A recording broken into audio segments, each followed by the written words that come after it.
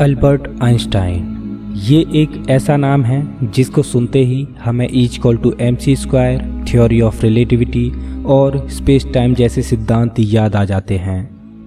Albert Einstein एक ऐसे व्यक्ति थे जो सदियों में कभी कभी जन्म लेते हैं। अल्बर्ट आइंस्टाइन ने अपने सिद्धांतों के द्वारा फिजिक्स की दुनिया में तहलका मचा दिया।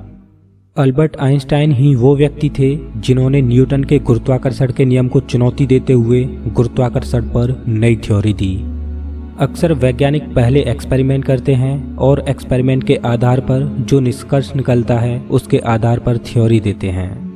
लेकिन अल्बर्ट आइंस्टाइन एक ऐसे व्यक्ति थे जो अपनी कल्पनाओं में सोचते थे, फिर थ्योरी लिखते और उसके बाद उस थ्योरी के आधार पर एक्सपेरिमेंट को अंजाम देते। इस वीडियो में हम अल्बर्ट आइंस्टाइन के ऐसे ही एक सिद्धांत के बारे में जानेंगे जो आपकी सोच को चुनौती देगा और इस वीडियो के खत्म होने के बाद भी आप अल्बर्ट आइंस्टाइन के इस सिद्धांत में डूबे रहोगे।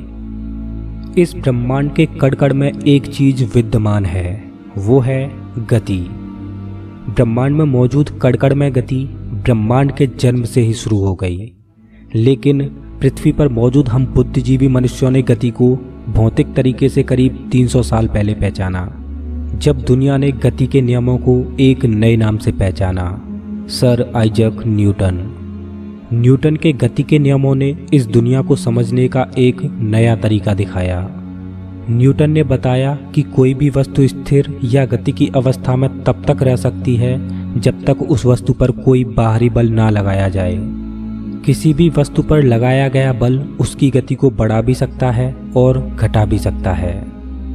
लोगों ने गति को तो समझा, लेकिन अब एक समस्या सामने आई कि इस गति का निर्धारण कैसे किया जाए। जैसे मान लो कि आप रेलवे प्लेटफॉर्म पर बैठे हो और आपका एक मित्र एक ट्रेन में बैठा है और वो ट्रेन 60 किलोमीटर प्रति घंटे की रफ्तार से आपके सामने से गुजरती है। जैसे ही ट्रेन आपके सामने से गुजरी तो आपने नोटिस किया कि आपका मित्र भी उस ट्रेन के साथ 60 किलोमीटर प्रति घंटे की रफ्तार से जा रहा है।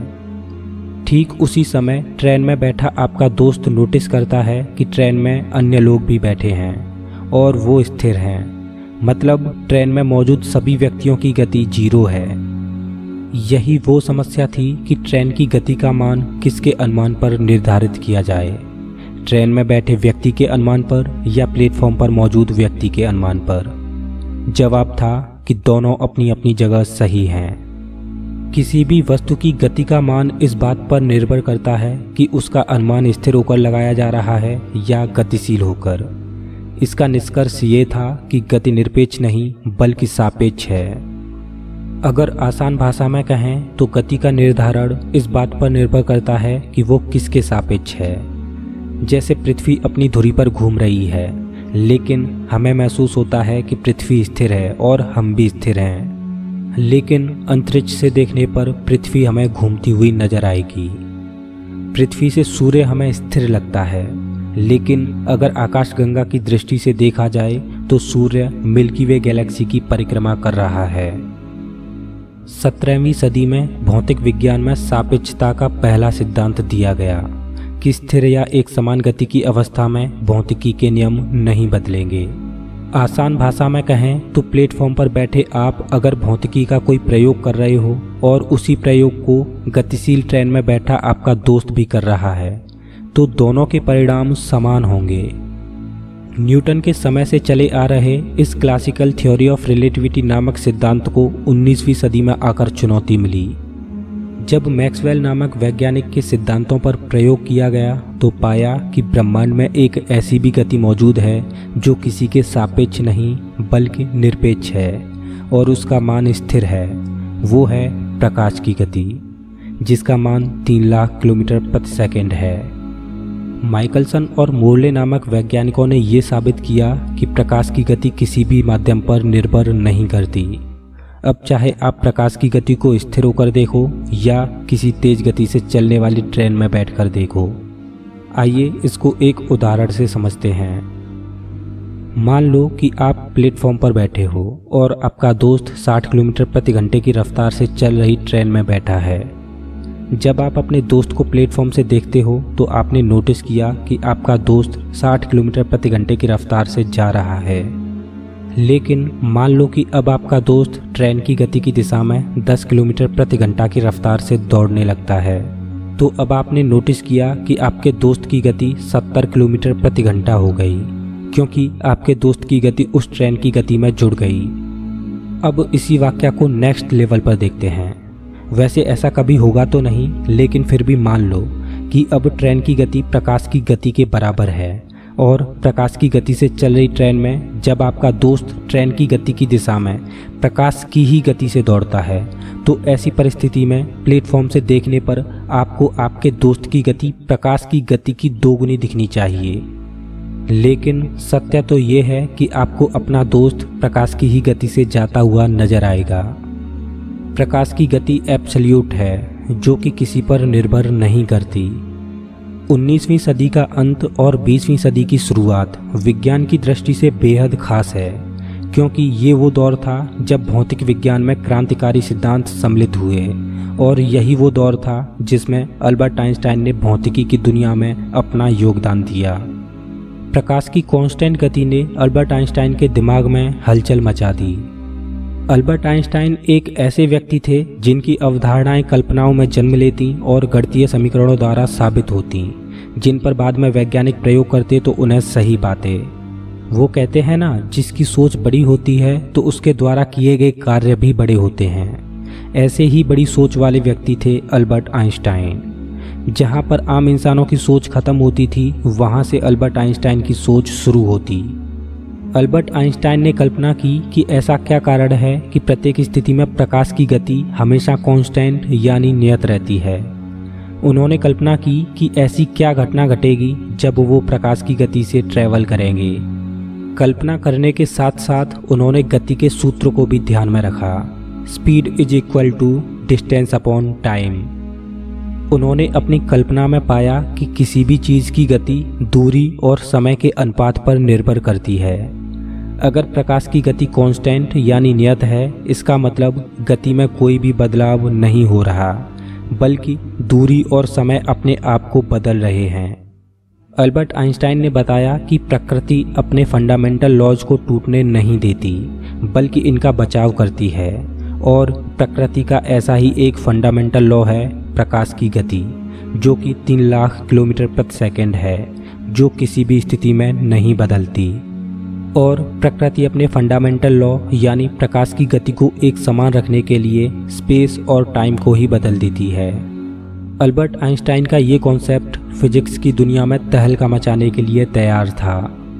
चलिए आइंस्टाइन के स्पेस और टाइम के कॉन्सेप्ट को आसान भाषा में समझने का प्रयास करते हैं। इसके लिए हम अपने पुराने उदाहरण को फिर से देखते हैं। मान लो कि आपका दोस्त जो प्रकाश की गति से चलने वाली ट्रेन में बैठा है, उसके पास एक घड़ी है, और आप प्लेटफॉर्म पर बैठे हो और आपके पास भी एक घड़ी है। जब आपका दोस्त ट्रेन में बैठा, उस समय आपकी घड़ी का समय और आपके दोस्त की घड़ी का समय एक समान है।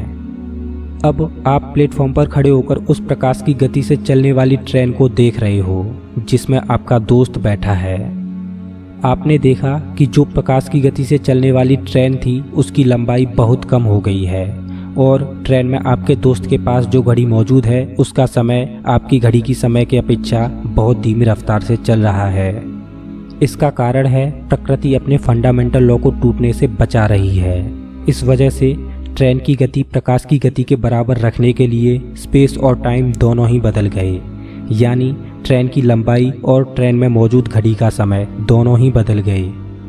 ये घटना तो आपने प्लेटफॉर्म पर खड़े होकर देखी, लेकिन वहीं दूसरी ओर जो आपका दोस्त ट्रेन में बैठा है, उसके लिए कोई भी बदलाव नहीं हुआ। मतलब ट्रेन में बैठा आपका दोस्त ऑब्जर्व करता है कि ट्रेन की लंबाई वही है जो पहले थी, और उसके पास जो घड़ी मौजूद है उसमें समय की रफ्तार में कोई बदलाव नहीं आया है। मतलब आप प्लेटफॉर्म से देख रहे हो कि आपका दोस्त जिस ट्रेन में बैठा है उसकी लंबाई भी कम हो गई और समय भी धीमा हो गया, लेकिन आपके दोस्त के नज़रिए से सब कुछ नॉर्मल चल रहा है। लेकिन आप दोनों ही अपनी अपनी जगह सही हो। ये तो प्रकृति का कमाल है जिसने दोनों के नज़रियों को बदल दिया। लेकिन जब एक आध हफ्ते के सफ़र के बाद आपका दोस्त उस ट्रेन से बाहर निकलेगा तो वो इस दुनिया में बहुत बड़ा बदलाव देखेगा। वो देखेगा कि उसके पास जो घड़ी थी उसके अनुसार अभी एक हफ्ता ही हुआ है, लेकिन आपकी घड़ी के अनुसार पृथ्वी पर सालों बीत चुके हैं, क्योंकि आपकी घड़ी के मुकाबले आपके दोस्त की घड़ी धीमी चल रही थी। आपका दोस्त आपको देखेगा कि आप पहले से बूढ़े हो चुके हो, लेकिन उसकी उम्र पर कोई फर्क नहीं पड़ा। इसी को आप अपने दोस्त के लिए भविष्य की दुनिया बोल सकते हो, जिसमें वो एक हफ्ते के सफ़र के बाद पहुंच तो गया, लेकिन अब वो भविष्य के उस दौर से वापस नहीं लौट सकता। अल्बर्ट आइंस्टाइन की स्पेस और टाइम की इस कल्पना ने क्रांतिकारी कॉन्सेप्ट यानी टाइम ट्रैवल जैसी अवधारणा को जन्म दिया। इससे पहले लोगों का यही मानना था कि ब्रह्मांड में प्रत्येक जगह पर समय की रफ्तार एक समान है, लेकिन आइंस्टाइन ने बताया कि ब्रह्मांड में प्रत्येक जगह समय और स्पेस अपने आप को परिस्थिति के अनुसार बदलते रहते हैं। अल्बर्ट आइंस्टाइन ने स्पेस और टाइम का ये कॉन्सेप्ट गणितीय समीकरणों के आधार पर सिद्ध कर दिया, लेकिन इस पर परीक्षण करना अभी बाकी था। 1977 में नासा ने सैटेलाइट्स में कुछ घड़ियां लगाकर छोड़ी, जिनका समय पृथ्वी की घड़ी के अनुसार सेट किया गया, लेकिन अंतरिक्ष में जाकर सैटेलाइट्स की घड़ियों का समय पृथ्वी पर मौजूद घड़ियों से धीमा चल रहा था। हालांकि पृथ्वी की घड़ियों और सैटेलाइट्स में लगी घड़ियों के समय का यह अंतर बहुत ही मामूली था, लेकिन कहीं ना कहीं इस एक्सपेरिमेंट ने अल्बर्ट आइंस्टाइन के सिद्धांत का सपोर्ट किया। हमारे इतने विकसित होने के बावजूद भी हमारे पास ऐसी टेक्नोलॉजी नहीं है जो आइंस्टाइन के सिद्धांत को साबित कर पाए, क्योंकि आइंस्टाइन के सिद्धांत को प्रत्यक्ष करने के लिए हमारे पास प्रकाश की गति से चलने वाला यान होना चाहिए, जो कि हमारे लिए अभी असंभव है। 1905 के आसपास एक क्लर्क की हैसियत से काम कर रहे इस इंसान ने अपनी स्पेशल थ्योरी ऑफ रिलेटिविटी का पेपर लिखा, लेकिन सदी के इस महान वैज्ञानिक की कल्पना यहीं नहीं रुकी। यही वो दौर था जब आइंस्टाइन ने अपनी थ्योरी ऑफ रिलेटिविटी को आगे बढ़ाते हुए एक समीकरण दिया जो हमेशा के लिए उनके नाम से जुड़ गया। जी हाँ, आप सही समझे, E = mc²। इसका मतलब है किसी भी वस्तु के मास यानी द्रव्यमान को ऊर्जा में बदला जा सकता है और ऊर्जा को मास यानी द्रव्यमान में बदला जा सकता है। अल्बर्ट आइंस्टाइन ने बताया कि मास भी समय की तरह रिलेटिव है, मतलब किसी भी वस्तु की गति बढ़ाने पर उसका मास भी बढ़ेगा, वो भी वस्तु के आकार में बिना बदलाव के। आइंस्टाइन के इस समीकरण E = mc² के आधार पर वैज्ञानिकों ने आगे चलकर परमाणु बम का निर्माण किया। वर्ल्ड वॉर 2 के दौरान परमाणु बम का जब पहली बार उपयोग हुआ तो हिरोशिमा और नागासाकी जैसे बड़े शहरों का मानव अस्तित्व ही खत्म हो गया। उस समय अल्बर्ट आइंस्टाइन को अपने समीकरण E = mc² के प्रतिपादित करने पर बड़ा दुख हुआ और उन्हें लगा कि इस समीकरण का ऐसा घातक हथियार बनाकर दुरुपयोग हुआ है। स्पेस और टाइम एब्सोल्यूट नहीं है, आइंस्टाइन ने ये साबित किया, लेकिन उनके दिमाग में अभी भी खलबली मची हुई थी कि स्पेस और टाइम एक्सेलरेटेड फ्रेम में किस तरह से बर्ताव करेंगे। जैसा कि मैंने पहले ही कहा था कि जिनकी सोच बड़ी होती है उनके कारनामे भी बड़े ही होते हैं। अल्बर्ट आइंस्टाइन के दिमाग में मची खलबली ने अब सर आइजक न्यूटन पर निशाना साधा। दोस्तों, न्यूटन को आइंस्टाइन ने कैसे गलत साबित किया, इसको हम थ्योरी ऑफ रिलेटिविटी के अगले एपिसोड में जानेंगे। साथ ही जानेंगे कि ग्रेविटी समय को धीमा कैसे कर देती है। अगर आप चाहते हो कि अगला एपिसोड जल्दी आए तो इस वीडियो को लाइक कीजिए और मुझे कमेंट में बताइए कि ये एपिसोड आपको कैसा लगा, क्योंकि आपके लाइक और कमेंट से मैं अनुमान लगा पाऊंगा कि इसके अगले पार्ट पर मुझे काम करना चाहिए या नहीं। और हाँ, अगला एपिसोड देखने के लिए चैनल को सब्सक्राइब करने के साथ साथ बेल आइकन को भी दबाएं ताकि आप अगले एपिसोड की नोटिफिकेशन मिस ना करें।